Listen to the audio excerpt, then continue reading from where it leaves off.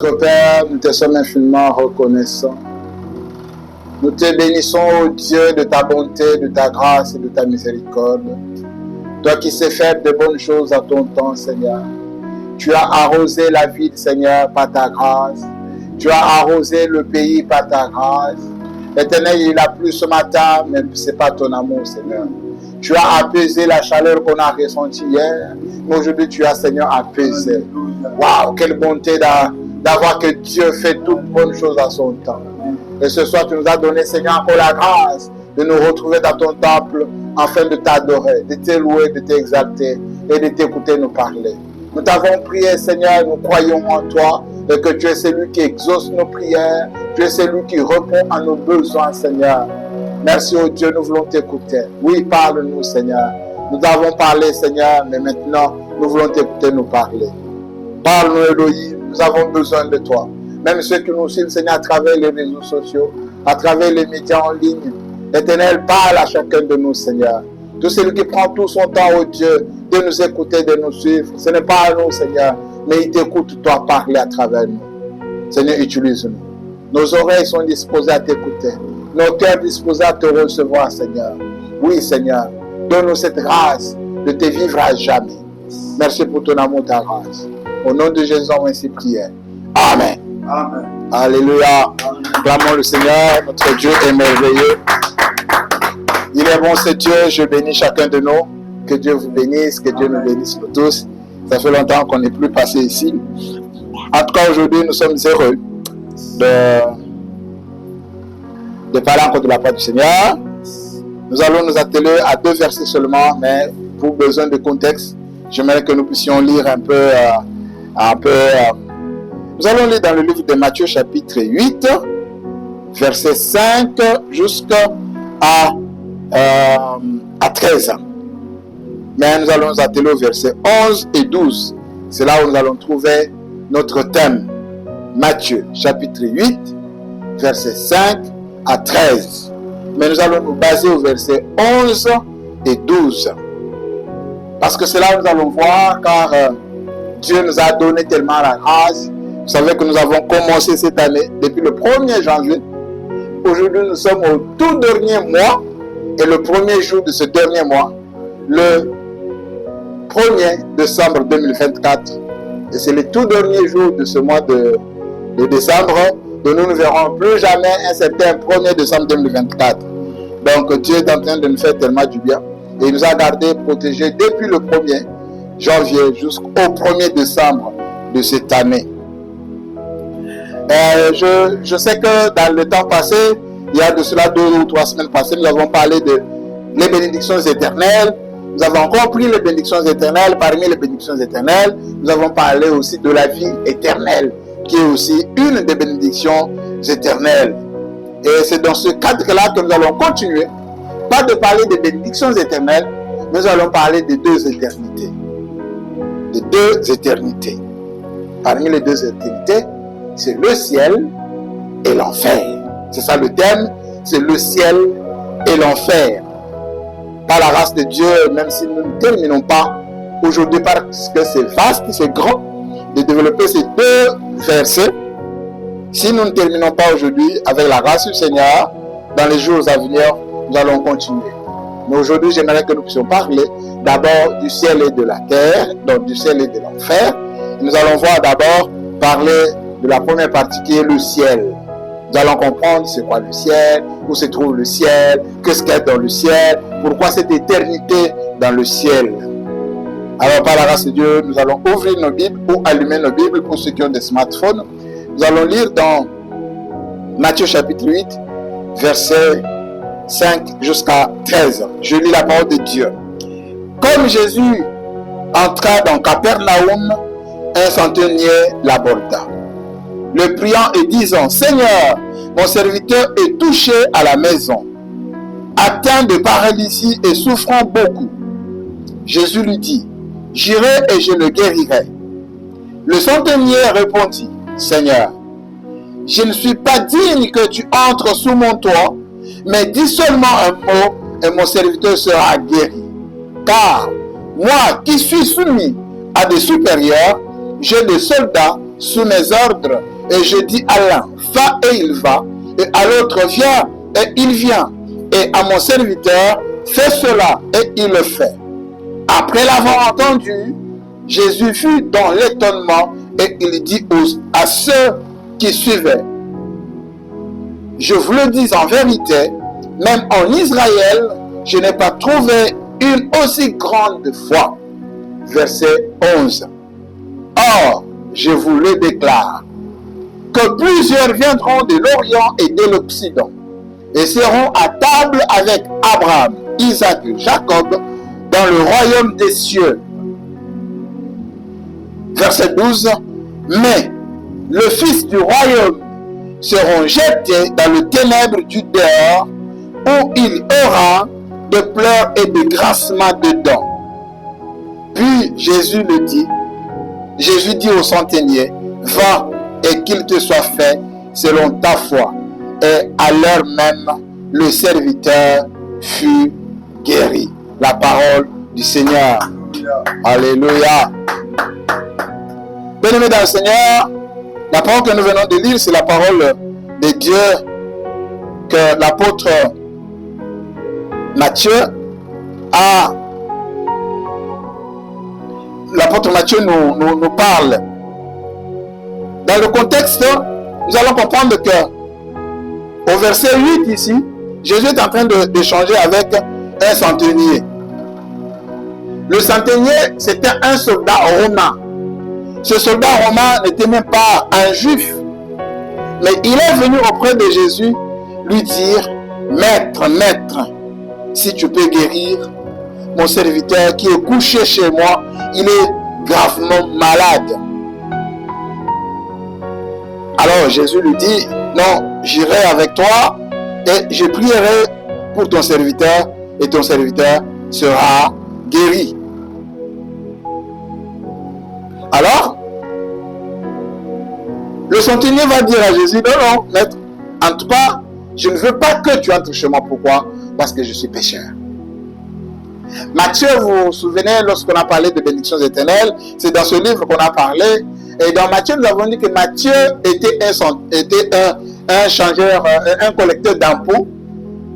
Il travaillait à la DGI de l'époque, donc à la Direction Générale des Impôts en Israël. Et les collecteurs d'impôts étaient des personnes très mal réputées dans la société à l'époque. Et c'est lui qui est en train de nous raconter, de nous relater ce récit d'un centenier qui était un étranger, qui n'était pas israélite, qui était un Romain, car vous savez que lorsque Jésus est né, il a trouvé que Israël était assujetti ou colonisé par l'Italie, donc par le Romain. Et Israël, c'est une nation qui a connu pas mal de colonisation, qui a connu pas mal de captivité par plusieurs peuples qui le tourmentaient. Mais ici, Jésus, parce que si vous lisez bien le livre de Matthieu, à partir du chapitre 4, Jésus commence ce que nous appelons le sermon sur les montagnes. Donc les enseignements sur les montagnes, ou les enseignements qu'il donnait beaucoup plus à ses disciples, où il les entrait dans une école pour les apprendre comment ils doivent vivre. Il est en train de faire le parallélisme entre la loi de Moïse et l'évangile que lui a apporté. Il est en train de leur dire, il vous a été dit, mais moi je vous dis. C'est le sermon sur le montagne, on parle des béatitudes de Jésus. Alors, ce soir, mes chers frères et sœurs, j'espère que, et je veux nous encourager à chercher le chemin du ciel. Car, dans ce passage, je vais aborder des choses qui ne feront pas tellement du bien aux oreilles en entendant surtout la deuxième partie où je vais parler de l'enfer. Et ce soir, je voudrais parler du ciel et de l'enfer qui est notre thème. Et c'est des sujets, je vais tâcher de traîner avec l'assistance et je vais vous supplier par l'amour de vos âmes, de peser avec soin ce que vous allez entendre. Voici les paroles que je vais sortir en ces lieux. Sont les paroles de Dieu. Prenez-les et exécutez-les. Mais si elles ne sont pas de Dieu, rejetez-les Car aussi vrai que vous comparaîtrez devant l'Éternel un jour, le grand juge du ciel et de la terre. Aussi vrai, vous ne saurez mépriser impunément la voix de son serviteur, la voix de son évangile. Nous avons lu dans Matthieu chapitre 5 jusqu'à 12, jusqu'à 13. Mais au verset 11, il y a des paroles qui sont tellement très douces. La première partie est une douceur infinie. Et je me plais car il arrête mon esprit. Et la seconde partie est terrible et plus dangereuse. Mais l'une et l'autre partie de ce portion de verset va nous aider à comprendre et analyser et à appréhender ce que Dieu réserve. Car la première idée de mon texte est contenue dans ce mot.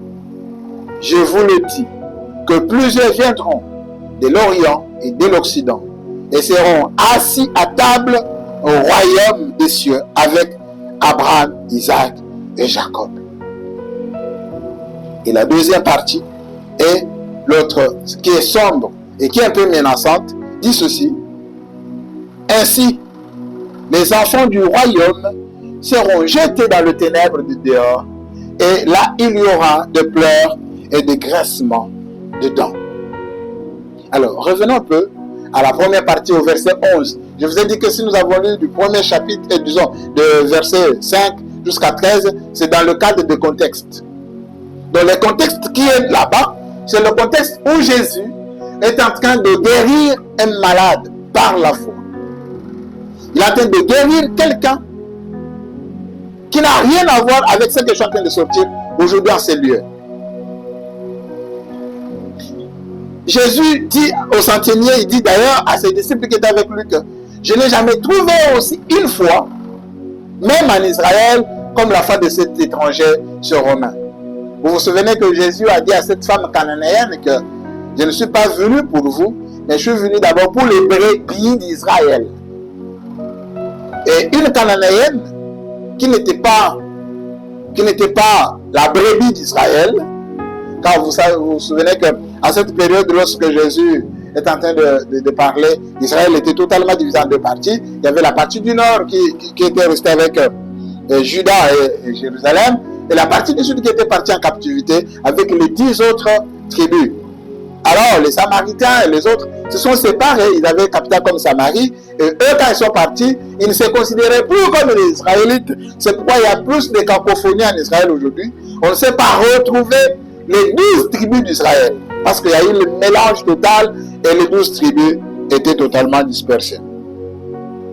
Alors, revenons un peu à la première idée où on parle de plusieurs viendront de l'Occident. Et là-bas au verset 11, pour donner un peu le contexte, Jésus parle de paroles qui n'ont rien à voir avec l'histoire que nous venons de lire.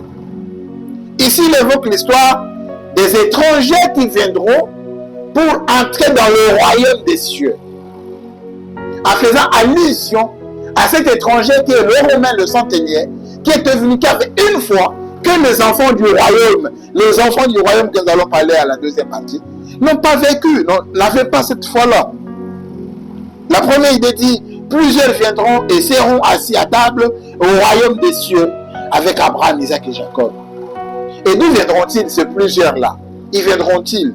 Ces heureux convives qui viendront qui seront placés, qui viendront prendre la place à la table avec leur famille. Le texte que nous venons de lire l'apprend et il dit, ils viendront d'Orient et d'Occident. Ils viendront de l'Orient et de l'Occident. Selon les Israélites à l'époque, lorsqu'on parle de l'Orient et de l'Occident, selon eux, l'Orient et l'Occident, c'était la Palestine qui est juste à côté, les pays qui sont juste la Cisjordanie, tout ça, les pays qui sont juste autour de l'Égypte, tout près ici, là où ils ont passé plusieurs années. Eux pensaient que l'Occident et l'Orient, où ils viendront, ça sera là-bas. Mais cependant, lorsque Jésus est en train d'invoquer ici que plusieurs viendront de l'Orient et de l'Occident,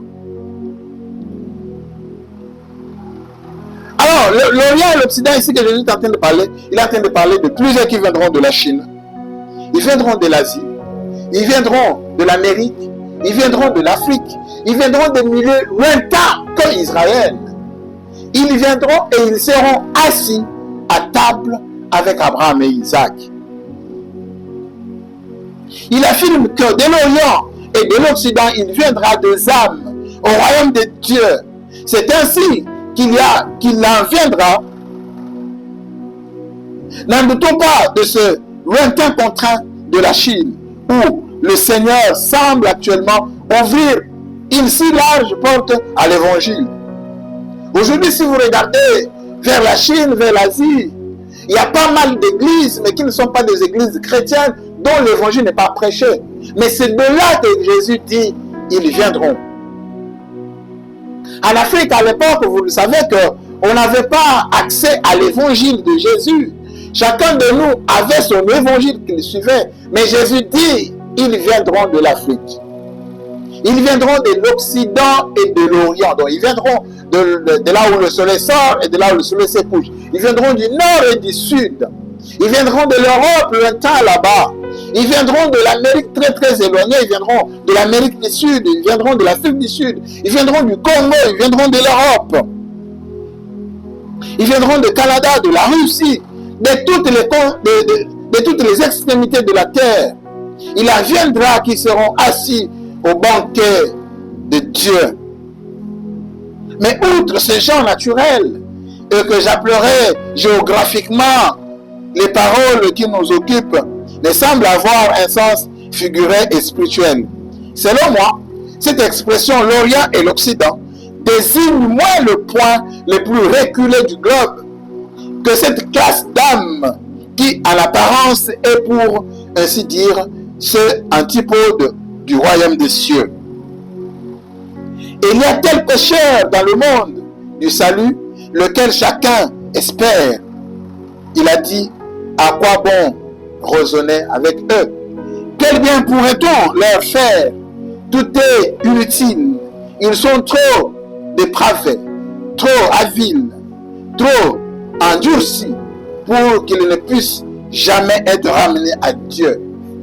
Ces pécheurs éloignés, ces pécheurs lointains, oh, vous qui passez ainsi condamnation sur quelques-uns de nos semblables, sans vous douter aux yeux de celui qui juge justement. Vous êtes peut-être plus coupables que les plus coupables d'entre eux. Écoutez ce que Jésus dit dans les paroles de mon texte. Plusieurs viendront d'Orient et d'Occident et seront assis à table dans le royaume des cieux. Oui, sachez-le. De manière limitée au royaume de Satan. Ce dernier décret de l'échelle du Fils. Plusieurs viendront qui feront partie de la multitude de rachetés, acquises au prix du sang de l'agneau. Il y aura dans le ciel plusieurs d'un pécheur qui à une époque de la vie s'est plongé dans la fange de passion. Il y aura des intempérants, il y aura des femmes de mauvaise vie qui par la puissance de la grâce divine renoncèrent eux aussi à leur tempérance, ceux-là à leur débordement et vécurent pendant le reste de leurs jours sobres, justement, et irréligieux. Vous vous souviendrez lorsque Jésus est en train de parler de l'Occident et de l'Orient et de l'Occident, il est en train de parler de ces pécheurs, ces hommes dont le cœur est rempli de haine, ces hommes et ces femmes dont l'impudicité est leur partage, ces hommes et ces femmes que nous voyons aujourd'hui des koulouna, des voleurs et les autres. Ces gens sont éloignés du royaume des cieux. C'est ces personnes que Jésus est en train de dire, ils viendront de l'Occident et de l'Orient. Ils viendront de très loin. Souvient-il d'un remarquable accident du ministère du grand Wilfrid? Un jour, prêchant devant un nombreux, Wilfrid, en fait, c'est un prédicateur, un pasteur. Il est en train de prêcher dans un auditoire et il dit, Jésus-Christ était prêt à sauver même les rubis du diable, c'est-à-dire les âmes que Satan lui-même trouvait à peine assez bonnes pour lui. Regardez que quelqu'un qui a des péchés, que même le diable trouve que ce péché est plus, ce pécheur-là est quand même bon pour lui. Ce péché-là est quand même bon pour lui. Mais le jour pendant que Whitefield est en train de prêcher, il a trouvé que il a prêché sur l'évangile et le service est fini. Il part s'asseoir avec ses amis pendant qu'ils sont en train de parler. Il y a une femme qui arrive du nom de Auntie Golden. Et quand cette femme arrive, elle toque à la porte. La femme dit, cher pasteur Whitefield, moi que vous voyez ici, je suis une pécheresse. Je suis une rubis du diable. Même le diable m'a abandonné à cause de mon péché. Alors pendant que tu prêchais, j'ai senti un appel au fond de mon cœur qui me dit que Jésus a besoin de moi. Et c'est à partir de là que je suis venu, que tu puisses prier. Si ton Dieu peut me pardonner. Et Whitefield dit, madame, dit-il à Lady Woodong, il dit, devinez, là il est en train de rapporter à ses amis, il dit, devinez qui j'entendais en bas. C'était une pauvre femme tombée au dernier décret du péché. Oh, monsieur Whitefield, m'appelle-t-elle. Vous qui avez assuré que Jésus recevait les âmes même qui sont comme les rubis du diable, et moi je suis une de ces âmes-là. Cette parole fut le moyen de sa conversion.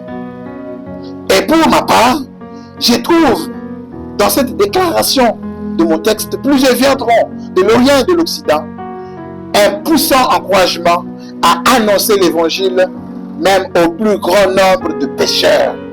Ces personnes que nous croyons que ce sont des koulouna, que nous ne pouvons pas annoncer l'évangile. Ces personnes que nous croyons que ces personnes sont des voleurs, que nous ne puissions pas les annoncer l'évangile. Ces personnes rebues, qui sont les personnes que nous pensons, ce sont des francs-maçons, ce sont des cancars, ce sont des marabouts. Ce sont ces personnes à qui nous devons annoncer l'évangile. Et je crois ainsi que, je l'ai déjà dit une fois, l'exception de ceux qui ont commis le péché contre le Saint-Esprit, il n'est pas d'homme sur la terre assez éloigné de Dieu pour que la grâce ne puisse l'atteindre.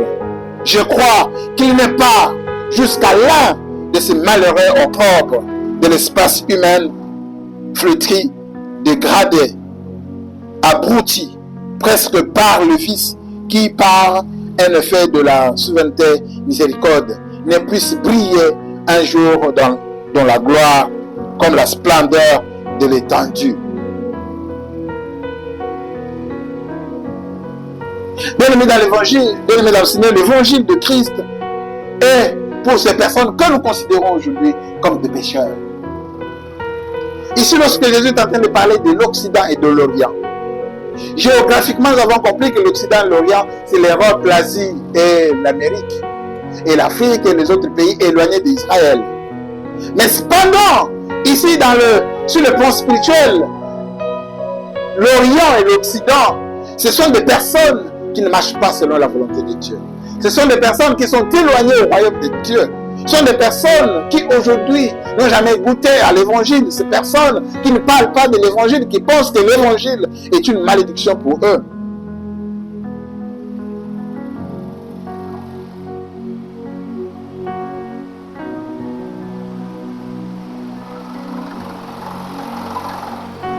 Il y a un mot, encore dans ce beau passage que nous venons de lire, lequel je désire attirer vraiment notre attention avant de passer outre. Observez qu'il n'est pas dit qu'ils pourront venir. Non. Ici, le verset ne dit pas ils pourront venir. Mais la Bible dit ils viendront. Peut-être. Non. Mais il dit ils viendront. Oh, que j'aime cette affirmation. Si à peine, si positive de mon Dieu, de la part d'un homme affermi, qui affirme que c'est presque une dérision.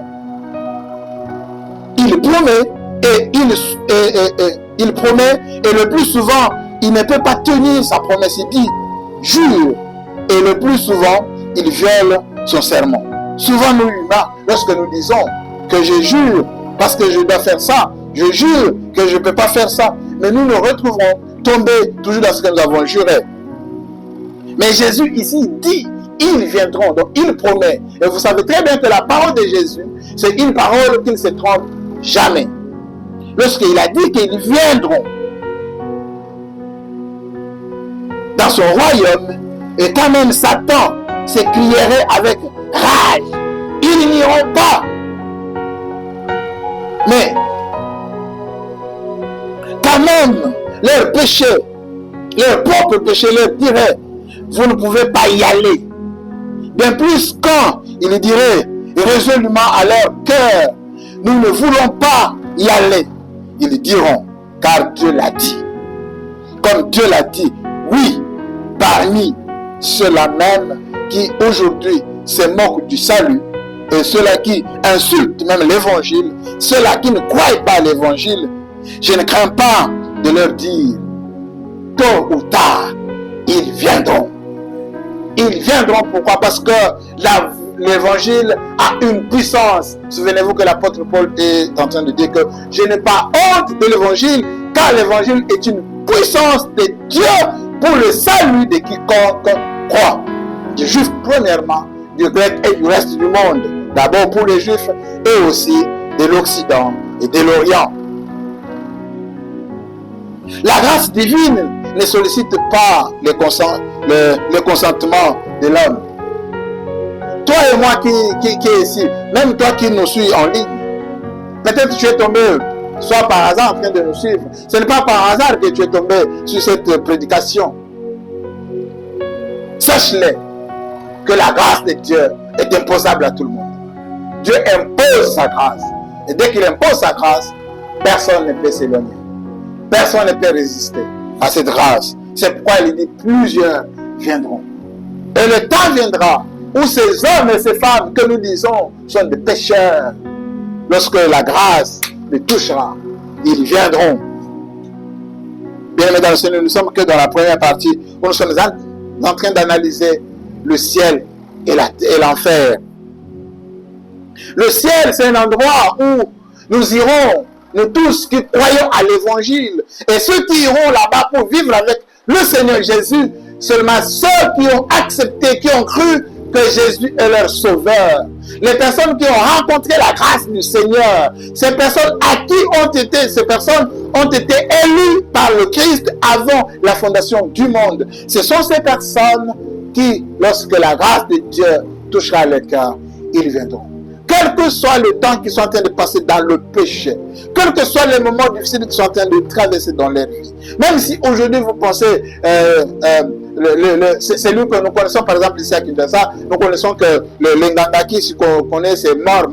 Même si cet homme c'est un pécheur, même si cet homme c'est un Ngangaki, c'est donc un marabout, mais je sais, s'il est parmi les élus, dans le Seigneur, quel que soit tout ce que vous allez dire de lui, le jour où la grâce de Dieu, le jour où l'évangile frappera à sa porte, il ne résistera pas. Et on ne résiste jamais à la grâce de Dieu. Jamais Dieu ne mettra dehors celui qui vient à lui, car ce serait déshonorer son alliance de grâce. Il ne repoussera pas un seul pécheur repentant.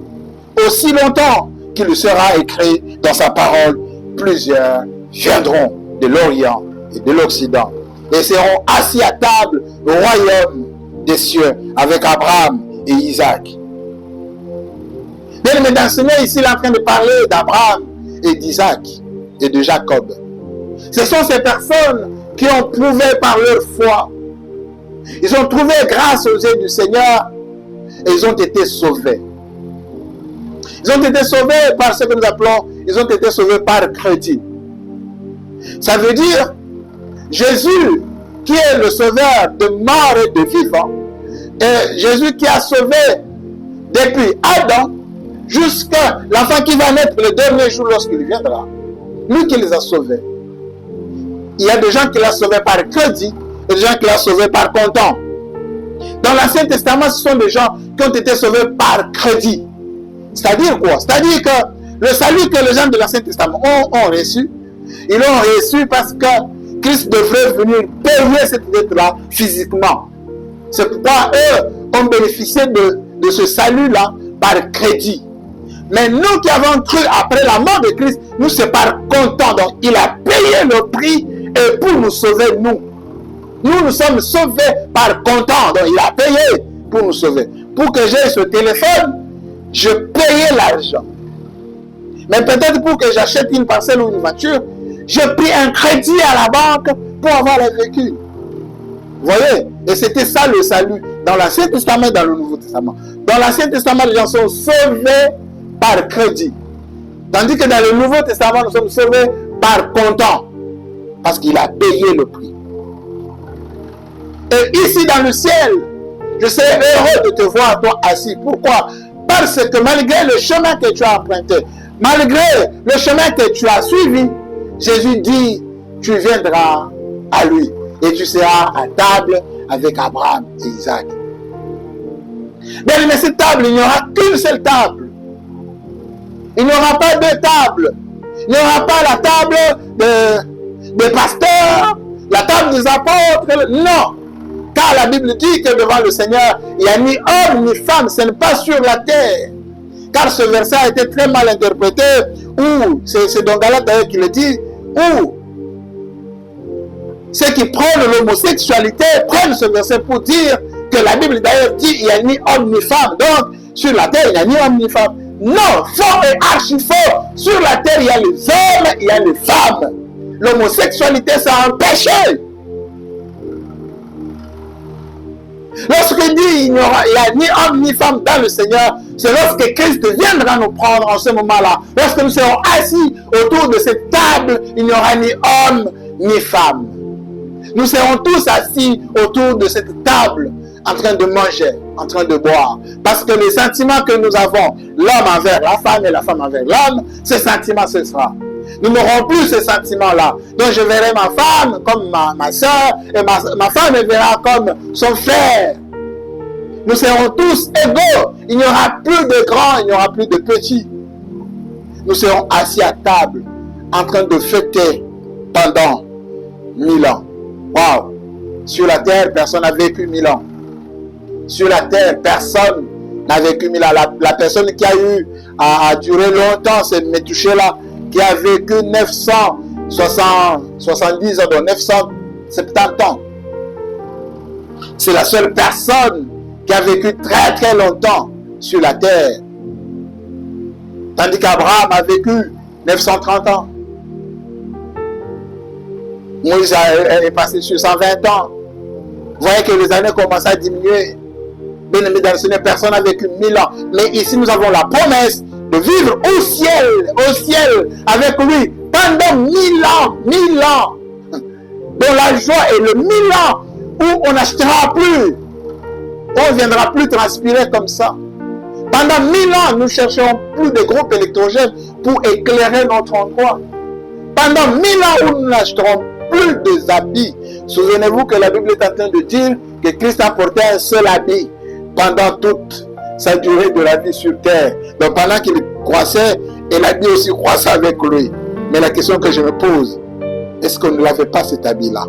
Mais comment cet habit-là était toujours propre chaque jour? Mais ça c'est un grand miracle que la majorité n'en parle pas. Pendant 30 ans, 33 ans qu'il a vécu avec un seul habit sur son corps, mais cet habit qui ne sentait pas mauvais, cet habit qui ne se déchirait pas, c'est waouh! Et Israël a marché dans le désert avec les mêmes sandales pendant 40 années. Il n'y avait pas de quoi d'eau. Mais nos chaussures que nous avons, des fois tu achètes le Ketch, 3 mois c'est beaucoup.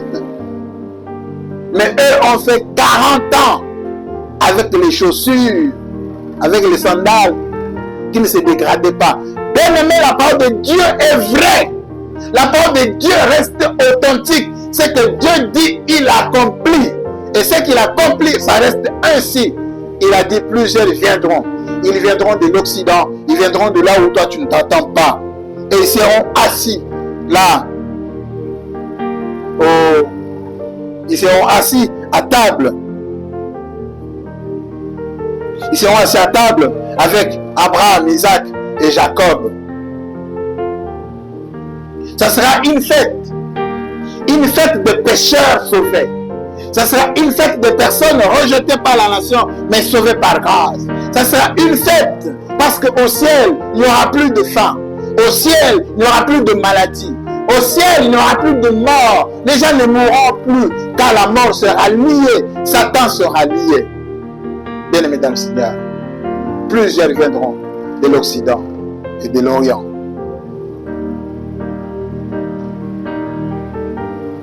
Mais la seconde partie de ce verset, ou de ces deux versets, je vous ai dit que nous allons parler de versets 11 et 12. Au verset 11, nous avons compris qu'au ciel, nous allons vivre dans la paix, dans la joie, dans toute tranquillité. Et les gens qui viendront, ce sont des personnes que toi et moi nous considérons aujourd'hui qu'elles sont des pécheurs. Les personnes que nous considérons, toi et moi aujourd'hui, qu'elles sont des menteurs, qu'elles sont des voleurs. Les personnes que toi et moi nous considérons aujourd'hui, qu'elles sont des personnes qui ne vivent pas dignement. Mais sache-le, ces personnes vont te dépasser. Parce que nous qui nous appelons chrétiens, nous sommes les fils du royaume. Nous sommes les fils du royaume du Seigneur. Mais faites attention, car la deuxième partie que j'aborde, c'est une partie très très terrible. C'est une partie qui nous parle maintenant de l'enfer. Souvenez-vous que le thème que nous abordons aujourd'hui, c'est le ciel et l'enfer. Nous avons compris le ciel et les avantages qui sont dans le ciel. Il n'y a pas de désavantages, il n'y a jamais des désavantages d'être au ciel. Là, il n'y a que des avantages. Mais sur terre, bien aimé dans le Seigneur, là, dans l'enfer, il y a des désavantages. Et ce sont ces désavantages que nous allons comprendre. Ce sont ces désavantages que nous allons analyser maintenant. Car la parole de Dieu est vraie. Il a dit plusieurs viendront de l'Occident et de l'Orient. Mais au verset 12, on dit, mais les fils du royaume.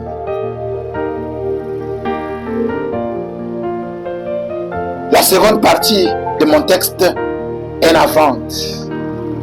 Autant il m'a été doux de parler sur la première partie, autant mon cœur se serre devant et la pénible tâche qui se présente maintenant à moi. Mais, comme je vous l'ai dit au commencement, que les vérités de la Bible doivent être annoncées, qu'elles soient sombres ou glorieuses.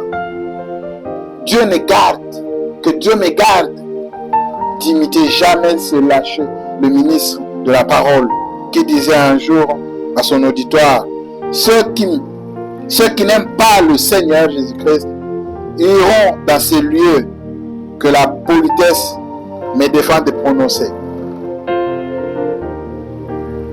Que penseriez-vous de moi, mes amis, mes frères, si, voyant une maison enflammée, et je ne crie pas au secours, si cette maison est en train de brûler, que je ne crie pas au secours, et que je n'appelle pas le service incendie, vous me considérerez comme qui?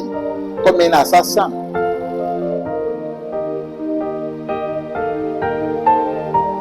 Si je vois un enfant en train de se noyer et que je ne cours pas pour le sauver, je serai plus qu'un païen.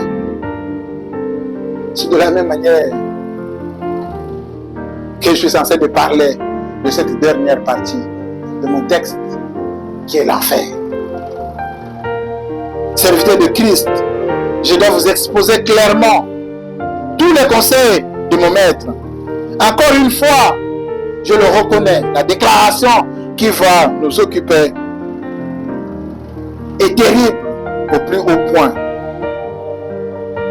Le verset 12 dit, les enfants du royaume seront jetés dans le ténèbre du dehors. Il y aura là des pleurs et des grincements de dents. Et d'abord, qui sont les enfants du royaume?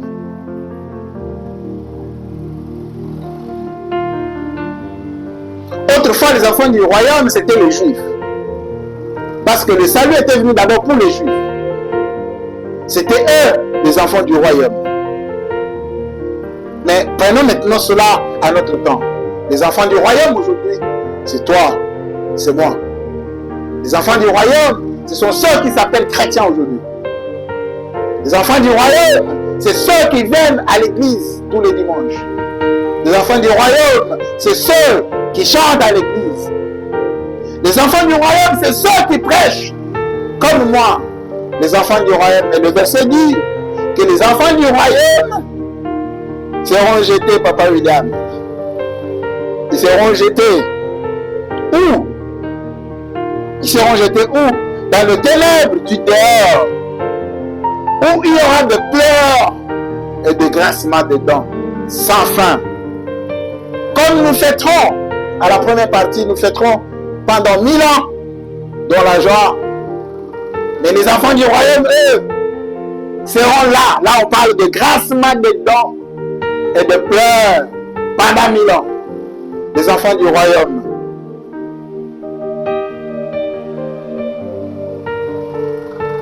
Et d'abord, qui sont ces enfants du royaume? Je vous l'ai dit autrefois, c'était les Juifs. Aujourd'hui, ce sont ces gens qui possèdent toute l'apparence de la piété, mais qui n'ont rien de ce qui consiste, qui constitue leur force. Ces gens que vous pouvez voir tous les dimanches avec leur Bible, sur les réseaux sociaux en train de prêcher, de prophétiser, prophétiser, tous ces dimanches, les enfants du royaume. Mais ces enfants du royaume n'ont rien à voir avec l'évangile. Ils n'ont rien à voir avec la parole. Ils ne possèdent ni grâce ni vie. Christ n'habite point en eux. Aussi seront-ils jetés dans le ténèbre du dehors. En ce lieu, ce mot enfant du royaume peut s'appliquer à ceux qui ont joui des grands privilèges spirituels. Pardon.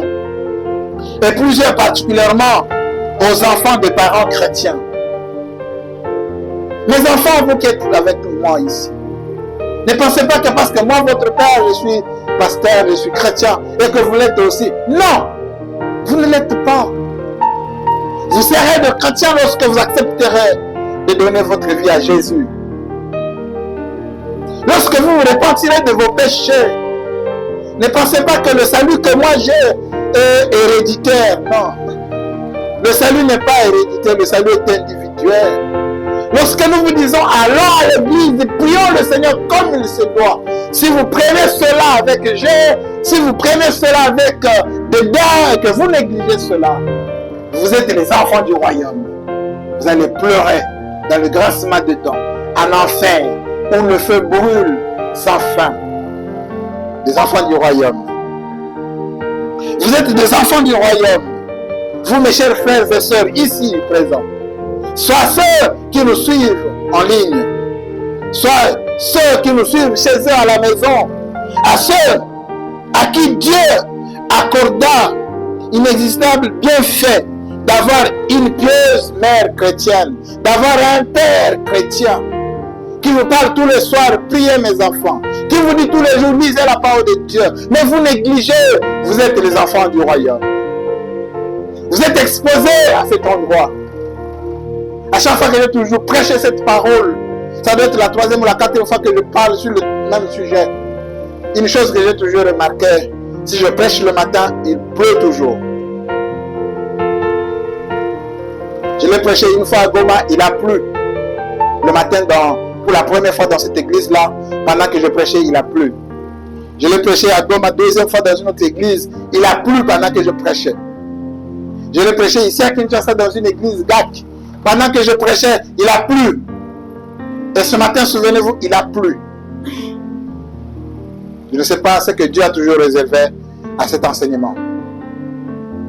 Ne vous souvenez-il pas du temps où vous prenez sur ses genoux votre père ou votre mère et vous enseignez à comprendre la parole de Dieu, à connaître Dieu, ou votre père ou votre mère. Vous parlez, vous conjurez de marcher dans les voies de la piété, Et cependant, vous êtes encore, pour la plupart, sans grâce. Dans le cœur, sans espérance pour l'éternité. Vous descendrez tête baissée vers l'enfer. Peut-être même, quel d'entre vous a-t-il brisé le cœur de ses parents? Lorsqu'on vous dit prier, vous ne voulez pas prier, vous dites non. C'est qu'on a ça la vie, parce que le temps est encore avec moi. Oui, faites votre vie. Faites votre vie, les enfants du royaume. La Bible dit, vous serez jetés du dehors. Comprenez-vous, enfants du royaume, combien votre culpabilité sera aggravée si vous périssez malgré les larmes et les supplications d'une mère chrétienne ou d'un père chrétien. Pour ma part, je crois que s'il y a à damner parmi les damnés, ce sera le fils rebelle qui descendra dans l'abîme, poursuivi par le souvenir de prière de son père et de frère.